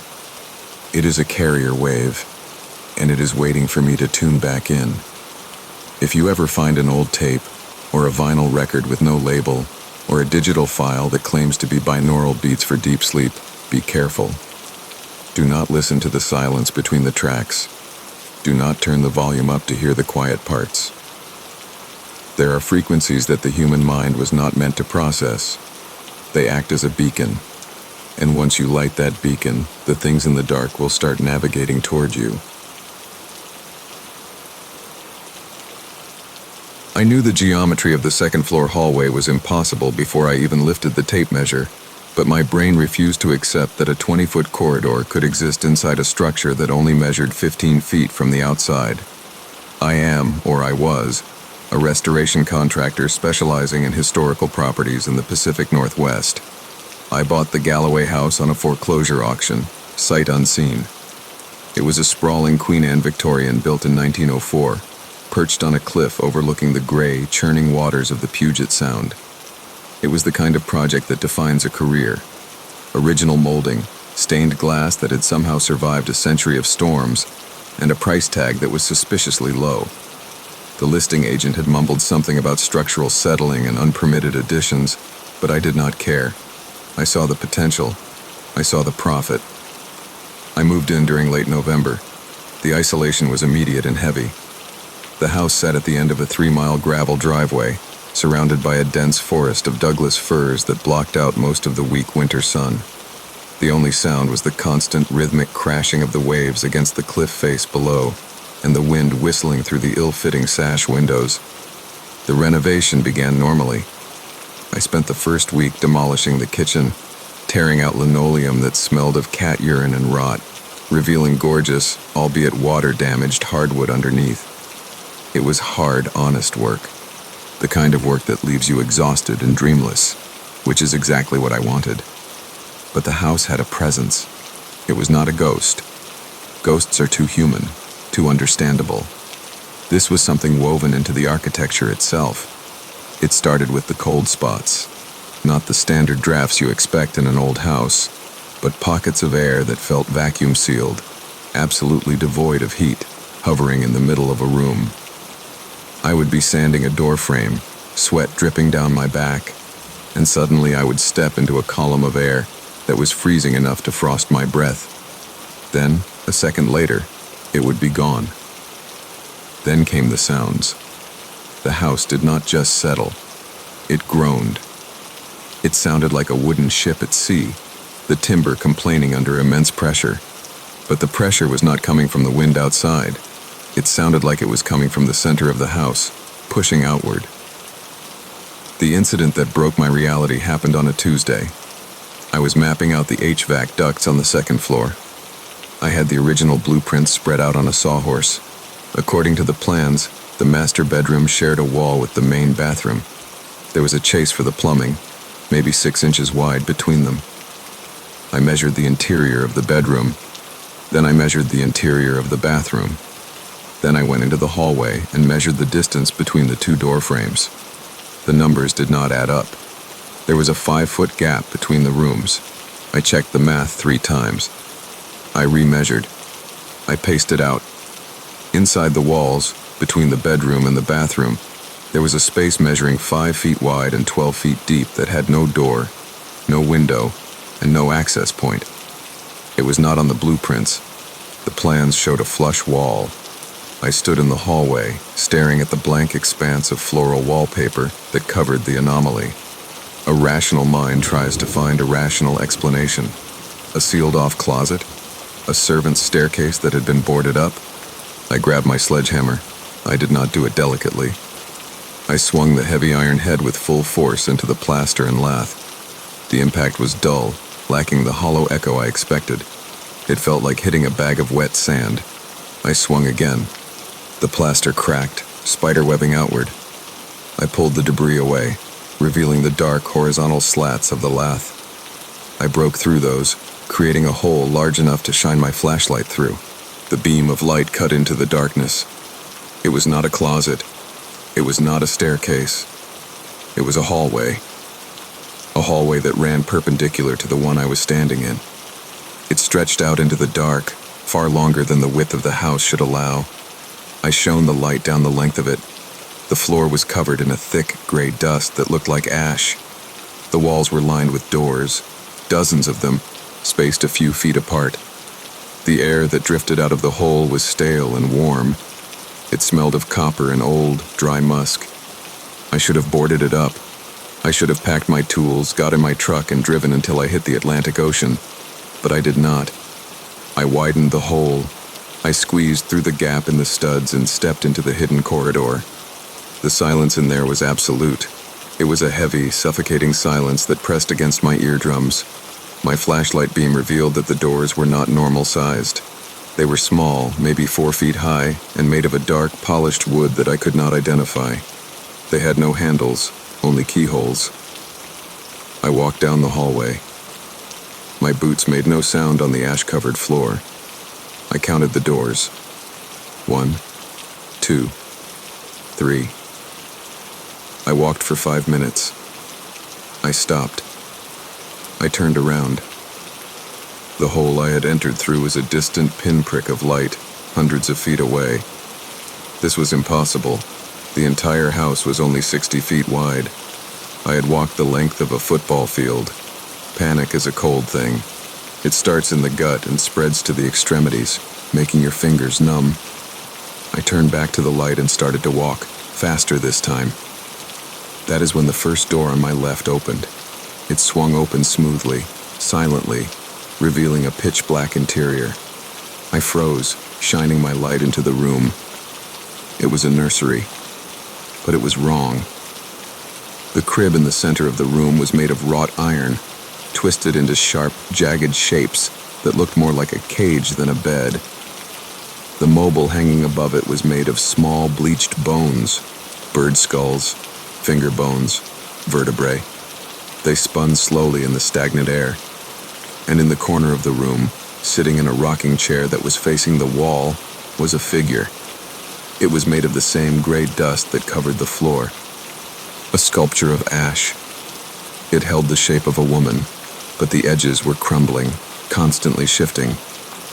I whispered that I was just a contractor fixing the house. The figure in the chair did not turn, but the rocking chair began to move. The sound was soft, a rhythmic grinding of wood on wood. Then the door across the hall opened. Then the next one, and the next. One by one, the doors down the infinite corridor swung wide. I ran. I sprinted toward the distant hole in the wall, the beam of my flashlight bouncing wildly. As I ran, I glanced into the rooms. They were flashes of nightmare imagery.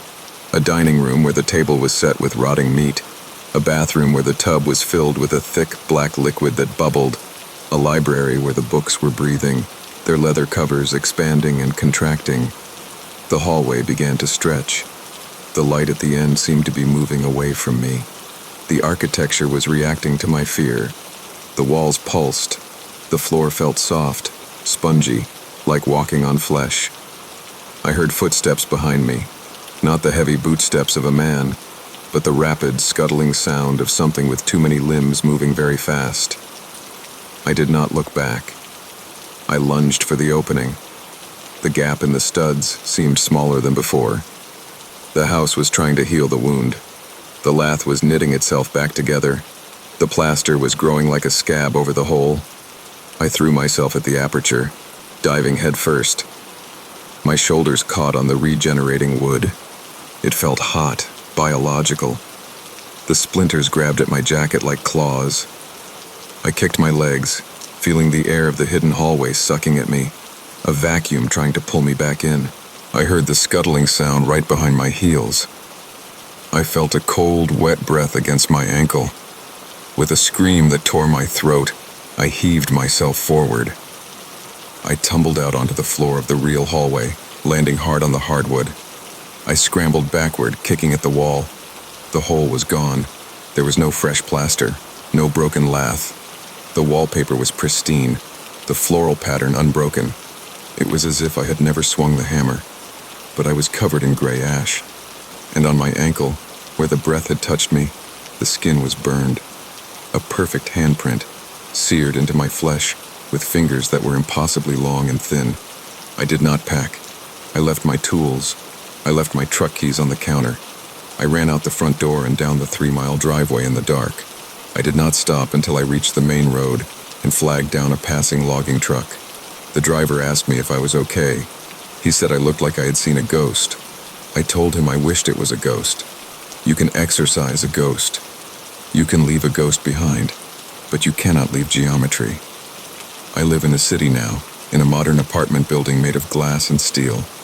I have the blueprints for the building. I checked them before I signed the lease. I measured every wall. I measured every hallway. But sometimes when I'm walking down the corridor to my apartment late at night, the hallway feels too long. The distance from the elevator to my door seems to stretch, and I see doors that I don't remember being there before. Small, dark wood doors without handles. And I know that the Galloway House is not just a building in Washington. It is a condition. It is a tumor in reality.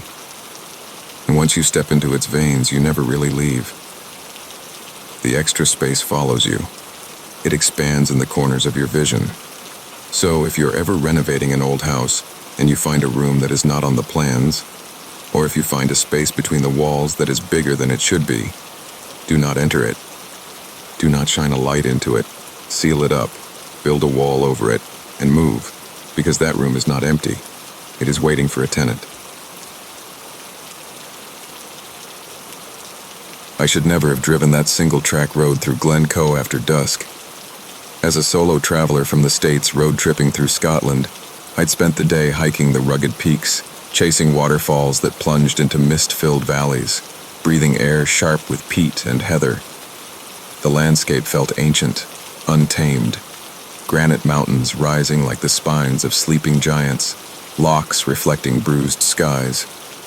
By late afternoon, storm clouds gathered fast, the kind that roll in from the Atlantic without warning. I decided to push on toward Fort William rather than stop early, figuring the rain would ease. It didn't. The wipers struggled against sheets of water, and the narrow road twisted between sheer drops and looming crags. My phone lost signal miles back, the map app frozen on the last known route. Dusk fell early in November, daylight bleeding away by 4 p.m. Headlights carved tunnels through the downpour, illuminating only slick tarmac and the occasional reflective road sign. Then, through a brief gap in the rain, I spotted a turnoff I didn't remember from the guidebook. A weathered sign reading Inverlochty in faded Gaelic and English, pointing down a side glen. The village wasn't on any map I'd studied, but a warm bed and hot food sounded better than another hour in the storm. I took the turn. The road descended steeply into a narrow valley, trees crowding close until branches scraped the car roof. After 10 minutes, the forest opened, revealing a cluster of stone cottages huddled around a small loch, windows glowing faintly amber against the dark. No other vehicles, no streetlights, just the steady drum of rain on slate roofs and the lap of water against a pebble shore. I parked near what looked like a tiny inn, a 2-story building with a painted sign swinging gently, the Lochte Arms. Smoke rose from the chimney, carrying the promise of a peat fire. Inside, the pub was warm and dimly lit by oil lamps and a low-burning hearth.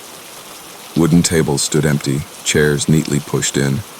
A long bar of polished oak stretched along one wall, bottles glinting behind it. No music, no conversation, only the crackle of flames and the rain against small-paned windows. An older woman emerged from a back room, gray hair pulled tight, apron over a wool dress, eyes pale and watchful. She nodded as I entered, water dripping from my jacket onto the flagstone floor. "Room for the night?" I asked. She studied me for a long moment, then slid an old-fashioned ledger across the bar.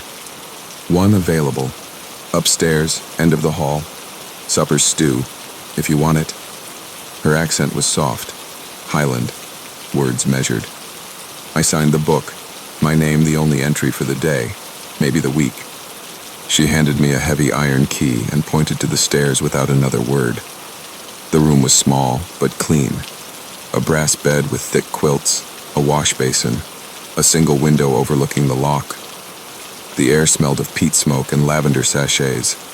I changed into dry clothes, hung my wet ones by the radiator, and went down for supper. The stew was rich, lamb, root vegetables, herbs, served with crusty bread and a pint of dark ale. The woman worked silently behind the bar, polishing glasses that were already spotless.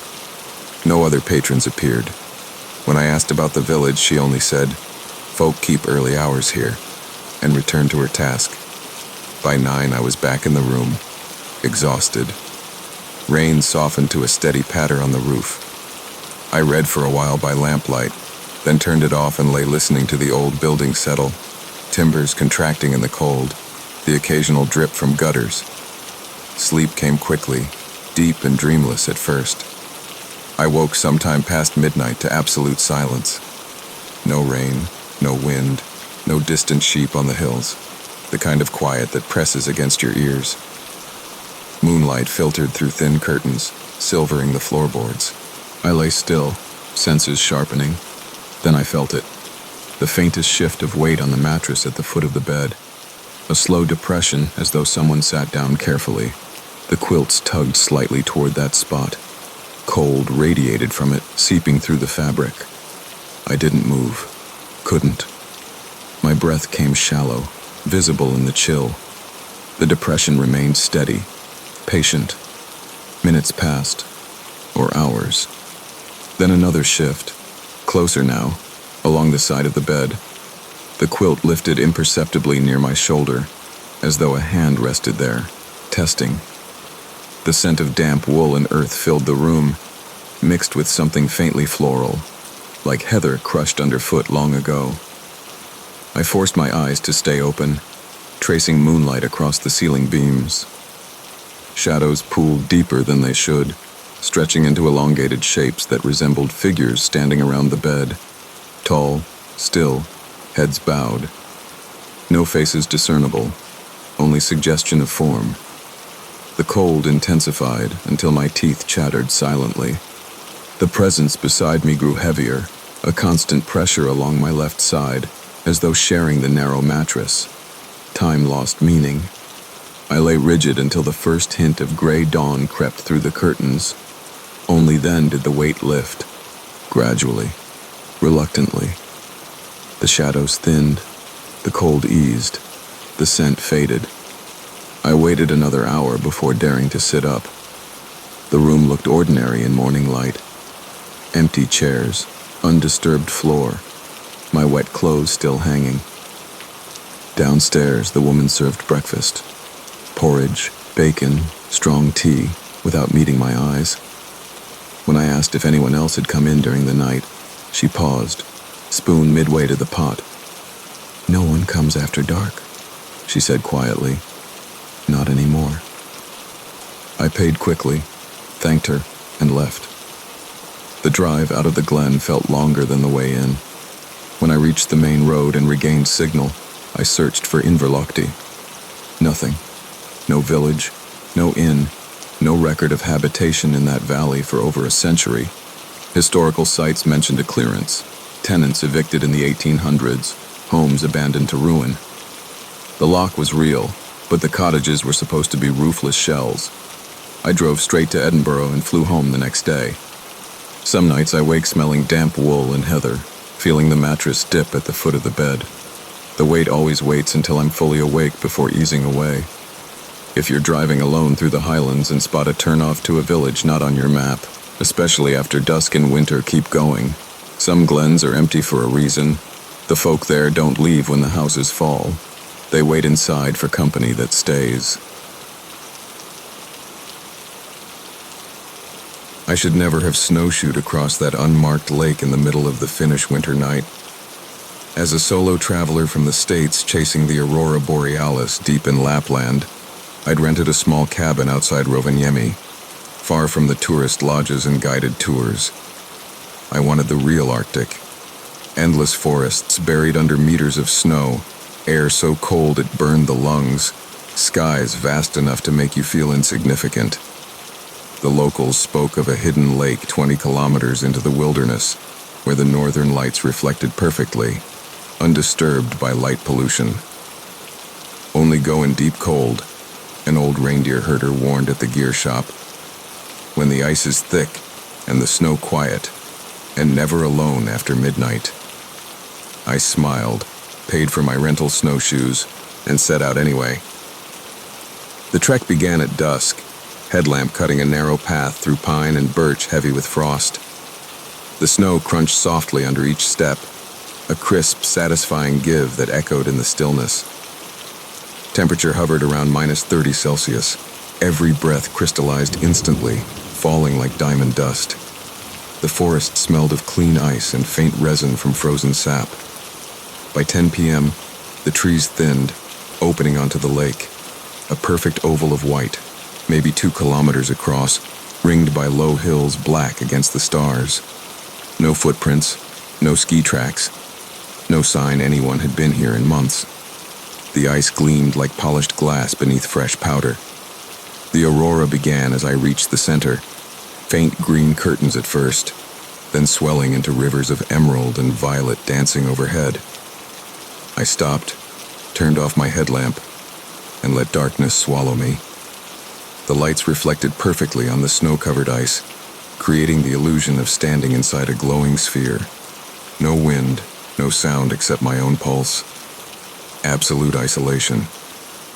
I lay back in the snow, staring upward, the cold seeping slowly through my layers but bearable in the wonder of it. Time blurred.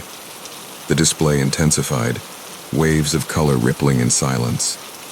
Then the cold deepened unnaturally, biting through gloves and boots faster than it should. My breath no longer fell as sparkles. It hung in thick clouds that refused to dissipate. The aurora dimmed, as though a veil had been drawn across the sky. The lake's surface beneath the snow grew harder, almost glassy, transmitting faint vibrations up through my spine. That's when the silence shifted. It became heavier, expectant.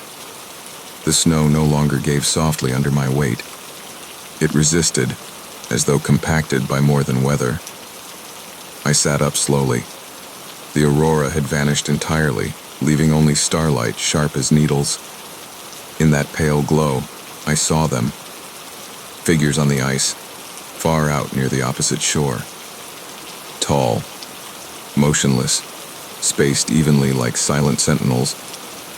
Too thin for people in winter gear, too still. They faced inward, toward me. I told myself, distant trees, tricks of light and frost. But as my eyes adjusted, more appeared. Closer now, forming a loose ring around my position. No details visible, only silhouettes darker than the surrounding dark, absorbing starlight rather than reflecting it. The air smelled different suddenly, wet, organic, like lake water thawed after centuries under ice. My headlamp, when I switched it on, cut a weak beam that died 10 feet away, swallowed by the night. The cold intensified until my teeth ached. I stood carefully, snowshoes creaking. The nearest figures didn't move, yet the ring tightened subtly, distance halving without visible steps. The ice beneath transmitted a low resonance now, felt more than heard. A slow pulse, like something vast breathing far below. The scent of open water grew stronger, impossible in -30. I started back the way I'd come, slow, deliberate steps to avoid breaking through.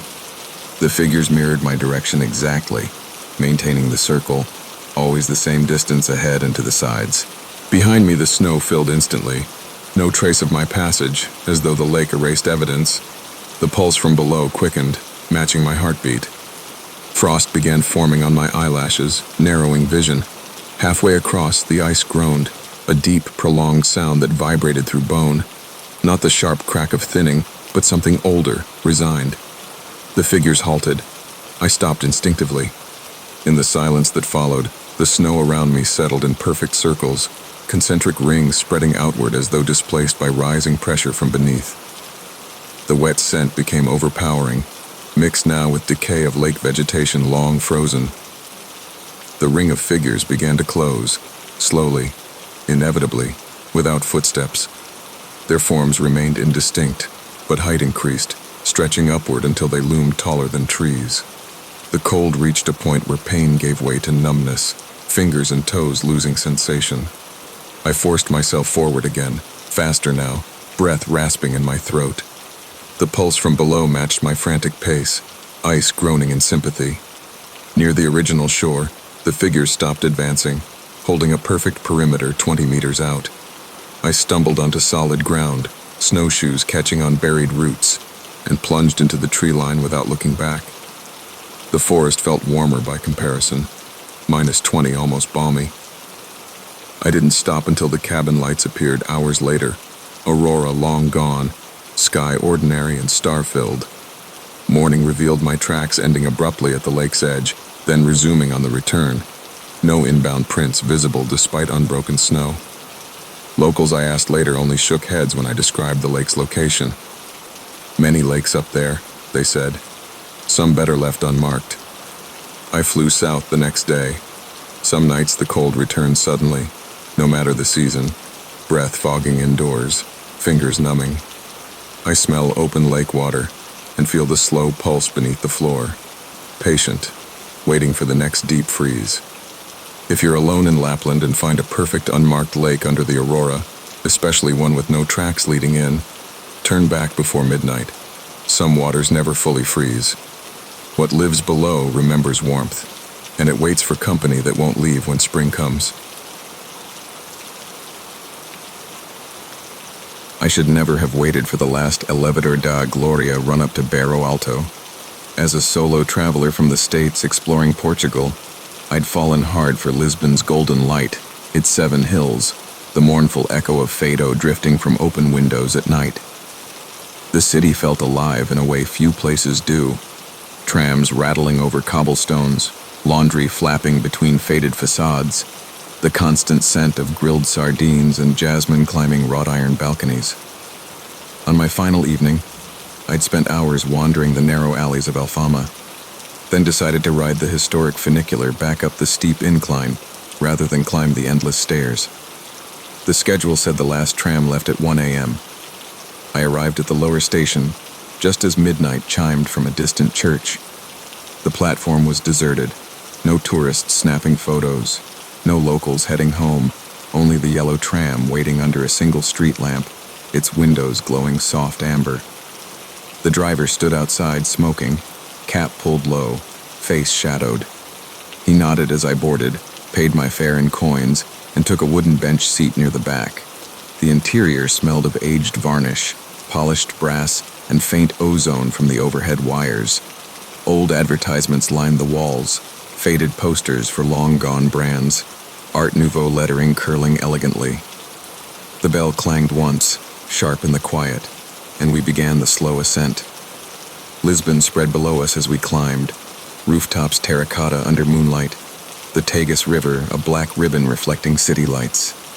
São Jorge Castle perched on its hill like a sentinel. The tram's motor hummed steadily, cables singing overhead. No other passengers. Just me, the driver up front, and the rhythmic clack of wheels on track. The air cooled as we rose, carrying the scent of night-blooming flowers from hidden gardens. I leaned against the window, content in the solitude. Halfway up, the lights in the tram flickered once, then steadied. The driver didn't react. The city view began to disappear behind high walls and overhanging buildings, the incline narrowing into a tunnel of stone and shadow. The hum of the motor grew deeper, almost resonant in my chest. Then the silence crept in, not sudden but gradual. The cables overhead stopped singing. The wheels no longer clacked, only the soft creak of wood as the car swayed gently. I looked forward. The driver's seat was empty. The controls moved on their own, levers shifting with mechanical precision, the brake handle easing off and on as needed. The cabin remained warmly lit, but the light felt different now, steadier, older, like gas lamps rather than electric bulbs. The advertisements had changed subtly. Dates on the posters read 1920s, 1930s. Faces of passengers long gone smiled out from sepia photographs. The tram slowed, but didn't stop at the upper station. Instead, it continued past the platform, empty, no waiting souls, into a section of track I knew didn't exist. The incline leveled, then descended slightly into darkness. Walls closed in tighter, brick damp with condensation. The air grew thick with the scent of river mud and old candle smoke. My breath began to fog the window despite the warmth inside. That's when the seats filled. Not abruptly. Passengers simply appeared one by one, as though they'd always been there, and I was only now noticing. Men in fedoras and wool suits, women in cloche hats and long coats, all facing forward, hands folded in laps. Their clothing was impeccably preserved, colors muted but rich, faces pale, composed, eyes fixed on nothing. No one spoke. No one looked at me directly, yet I felt their attention like weight on my skin. The tram glided smoothly through tunnels that branched and curved in ways the real Gloria never did. Occasional glimpses through side windows showed impossible views. The city as it was a century ago, gas-lit streets, horse-drawn carriages, the river crowded with sailing ships. The passengers remained perfectly still, only swaying with the car's motion. The wooden benches creaked under their weight, though no sound of breathing accompanied it. The scent intensified. River mud, candle wax, and something faintly floral, like lilies left too long in a closed room. I stood slowly, gripping the overhead strap. The passengers didn't react. I moved toward the front, intending to pull the emergency cord. As I passed each row, the seats behind me emptied silently, occupants vanishing only when out of sight. By the time I reached the driver's compartment, I was alone again. The controls continued their automated dance. Beyond the front window, tracks stretched into black void, no station lights ahead. The descent steepened. The air grew colder, dampness beating on the brass rails. Condensation on the windows revealed faint handprints from the outside, small, deliberate, as though children pressed palms against the glass while the tram passed underwater. The lily scent became overpowering, coating my throat. Time lost meaning. The tram looped through tunnels that felt circular, the same stretches of brick repeating subtly altered, graffiti from different decades, posters advertising forgotten expositions. Each loop, fewer passengers reappeared, until none did. Only empty benches and the soft creak of wood settling. Eventually, the ascent began again. The motor hummed its familiar note. We emerged from the tunnel into present-day Lisbon. Modern streetlights, parked cars, the upper station platform quiet but real. The tram stopped precisely where it should. The bell clanged once. The door folded open. I stepped out on unsteady legs. The driver was there again, finishing his cigarette, exactly as before. He nodded without meeting my eyes. I walked away without speaking, down the hill toward my hostel in Baisha. Dawn was breaking over the river as I reached my room. I flew home the next morning.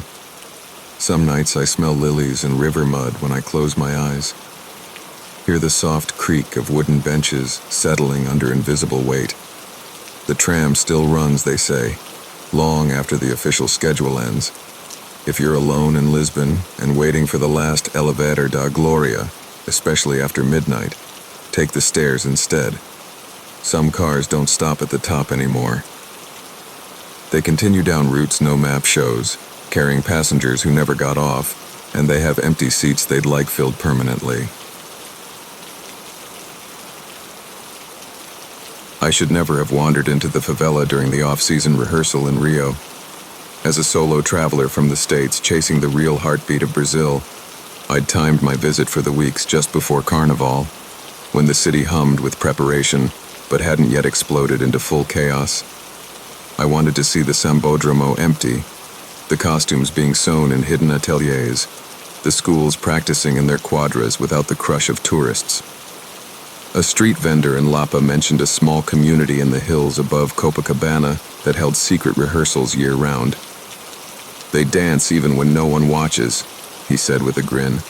But go early. After midnight the music stops, and the hill keeps what it catches. I laughed, bought a caipirinha, and decided to find it anyway. The climb began at dusk, concrete steps winding up through narrow alleys where kids kicked soccer balls and laundry swayed overhead. The air was thick with charcoal smoke from churrascos, frangipani blossoms, and the distant salt of the Atlantic. Music grew louder with every turn, surdo drums thundering, cuicas whining, the infectious sway of samba pulling me higher. I emerged into a small praça ringed by simple houses, strings of bare bulbs swaying gently. A makeshift stage stood at one end, and maybe 50 locals danced in loose formation. Feathers, sequins, bare feet on concrete, sweat glistening under the lights. No spectators but me. They welcomed me with smiles and a plastic cup of cold beer, pulling me into the circle without a word. The rhythm was hypnotic, bodies moving in perfect syncades, the heat of the night wrapping around us like a second skin. Hours blurred. The crowd thinned gradually as people drifted home, until only the core drummers and a handful of dancers remained. The bulbs flickered once, then steadied. Around 1 a.m., the music cut off mid-beat. No fade, no signal, just abrupt silence. The dancers froze in position, smiles lingering, sweat cooling on their skin. I clapped awkwardly, assuming a break, but no one moved. The drums sat idle. The praça felt suddenly larger, shadows stretching longer under the bulbs. I thanked them in broken Portuguese and turned to leave. The alley I'd climbed was gone, replaced by another identical passage deeper into the hill. Music started again behind me, faint now, as though muffled by walls. I followed the new path, boots echoing on concrete. The air cooled sharply, carrying a different scent beneath the smoke and flowers, damp earth and old glitter, like costumes stored too long in sealed boxes. Houses on either side stood dark, windows shuttered tight, yet faint light glowed behind some curtains, sequined silhouettes swaying slowly. The drumming grew closer again. I rounded a corner into another praça, larger this time, bulbs strung higher. The same dancers occupied the space, same positions, same smiles, same sweat. But the crowd had multiplied. Hundreds now, filling every inch, feathers taller, sequins brighter, faces painted in elaborate skull motifs I hadn't noticed before. They moved in perfect unison, yet no drums sounded, no music at all, only the soft shuffle of feet on concrete and the faint rustle of plumes. I backed away. The passage behind me had vanished, only solid wall where the alley should be. The dancers continued their routine, eyes fixed forward, never acknowledging me directly, yet parting just enough to create a corridor toward the stage. The temperature dropped further, breath beginning to fog. The scent of damp earth intensified, mixed now with the metallic tang of stage blood and faded face powder. I walked the offered path because it was the only one. As I passed between rows, costumes brushed my arms, fabric cool and slightly damp, as though recently submerged. Faces up close were flawless, makeup unsmudged, smiles unchanging, eyes dark and depthless. The corridor led to the stage, empty save for a single elaborate headdress waiting on a pedestal, towering plumes of crimson and gold, sequins catching light that wasn't there.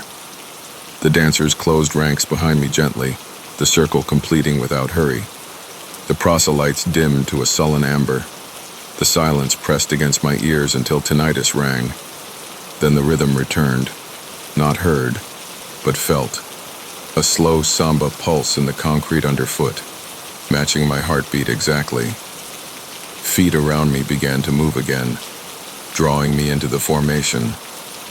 My body swayed involuntarily, muscles responding to a beat only the hill could hear. Time dissolved. The dance continued in eternal rehearsal, steps repeating, formations shifting, feathers rustling without wind. The air grew thick with the scent of earth and glitter, breath harder to draw. Faces in the crowd blurred at the edges, becoming uniform, painted skulls grinning eternally. No exhaustion came, only the endless sway. Dawn found me somehow on the main road above Copacabana, costume glitter on my jacket, feet blistered inside boots. The favela behind me looked ordinary in morning light. Quiet houses, kids already playing, no sign of praças strung with bulbs. My phone showed 5 a.m. I'd entered the hill at 8 the previous evening. I flew out of Galeão that afternoon.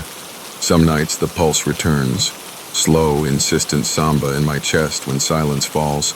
I smell damp earth and old sequins, feel feathers brush skin that isn't there. The dance never truly ends. If you're alone in Rio and hear drumming from a favela during the quiet weeks before Carnival, especially after the music should have stopped, turn back down the steps. Some schools rehearse forever on hills that don't appear on maps. They need new dancers who never tire, and the hill keeps perfect time. I should never have camped alone on that unrestored section of the Great Wall near Jinshanling. As a solo traveler from the States chasing China's ancient wonders away from the tour groups, I'd grown addicted to the raw, crumbling stretches of the wall, where weeds pushed through brick, watchtowers leaned like tired sentinels, and the silence stretched for miles across rolling mountains. The restored parts near Battling felt like theme parks. I wanted the real thing.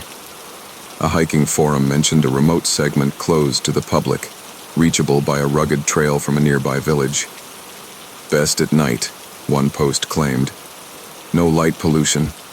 The wall feels alive under the stars. Locals I asked only shook their heads. That part remembers too much, an old farmer muttered. Stay on the path. Don't linger after moonrise. I set out at dusk with a lightweight tent, sleeping bag, and headlamp.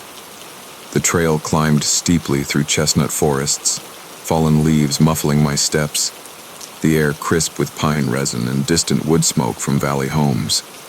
By full dark, I reached the wall, unrestored, wild, bricks eroded into soft curves by centuries of wind and frost. Watchtowers rose every few hundred meters, roofs long collapsed, interiors black as wells. The moon hung low and bright, silvering the stone until it glowed faintly. No other souls, only the occasional rustle of small animals and the low whisper of breeze along the battlements. I walked eastward for an hour, the wall undulating like a dragon's spine across the ridges. The isolation was profound, Beijing's glow a faint smear on the distant horizon, otherwise only mountains and stars. I chose a wide section between two towers for camp, pitching my tent on the inner parapet where the ground was level. The bricks retained faint warmth from the day, and I cooked a simple meal, steam rising into the cold night. The moon climbed higher, casting sharp shadows through arrow slits. Sleep came easily under the open sky. I woke sometime past midnight to perfect stillness. No wind, no insects, no distant village dogs. The moon had shifted, light now slanting directly into the tent. Then I felt it. The slow, deliberate pressure of footsteps on the wall, measured, heavy, approaching from the west. Each bootfall carried the faint grind of grit under iron sole, though the rhythm was too even, too patient for any modern hiker. I lay rigid, listening as the steps passed my tent, 10 meters away on the outer parapet, continuing eastward without pause. I waited until silence returned, then unzipped the tent quietly. Moonlight bathed the wall in cold silver. No figure visible, yet fresh prints marred the dust. Deep, rectangular impressions like armored boots, leading away into the next watchtower's shadow. The air smelled different now, cold iron and old smoke, as though a signal fire had burned centuries ago and never fully died. I followed at a distance, headlamp off, relying on moonlight. The prints continued through the tower and out the far side, descending a stretch I hadn't explored. The wall here narrowed, parapets crumbling, drops sheer on both sides. The footsteps resumed ahead, closer now, unhurried. I rounded a bend and saw them. Soldiers in ancient armor, tall conical helmets catching moonlight, long spears resting on shoulders. A dozen, then 20, marching in perfect formation eastward. Their armor showed no rust, banners limp in the still air. Faces remained shadowed beneath helmet brims, but posture was unmistakable. Eternal vigilance. I froze in the tower doorway. They didn't acknowledge me, only continued their patrol. Yet as the last passed, the line extended, more emerging from the previous tower, identical armor, identical stride. endless. The prints I'd followed now multiplied behind me, cutting off retreat. The cold deepened until breath hung in thick clouds. The scent of iron and smoke intensified, mixed with something acrid. Burning pitch, perhaps, or flesh long charred. I backed into the tower, heart pounding against stone walls. Moonlight through arrow slits revealed fresher details, soot stains high on the interior bricks, as though from a fierce blaze. Scratches on the floor like claw marks from panicked hands. The marching continued outside, both directions now, east and west, the wall alive with silent legions passing each other without salute or sound. The corridor of stone stretched infinitely in moonlight, watchtowers repeating into haze. I climbed to the upper level, hoping for perspective. From there, the wall appeared straight and endless, soldiers marching in both directions as far as sight allowed. Hundreds, thousands, a river of armor flowing eternally. No beginning, no end. The mountains themselves seemed to shift subtly, aligning the wall into perfect alignment with the moon. Hours passed in that frozen vigil. The cold reached bone deep, fingers numbing despite gloves. Only near dawn did the legions thin. The last soldier passed eastward, footprints fading as moonlight dimmed.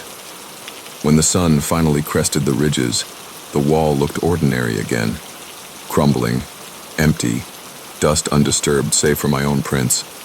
I packed quickly and descended the trail, reaching the village by noon. The old farmer took one look at my frost-rimed jacket and crossed himself, though he wasn't Christian. He said nothing, only pressed hot tea into my hands. I left China 2 days later.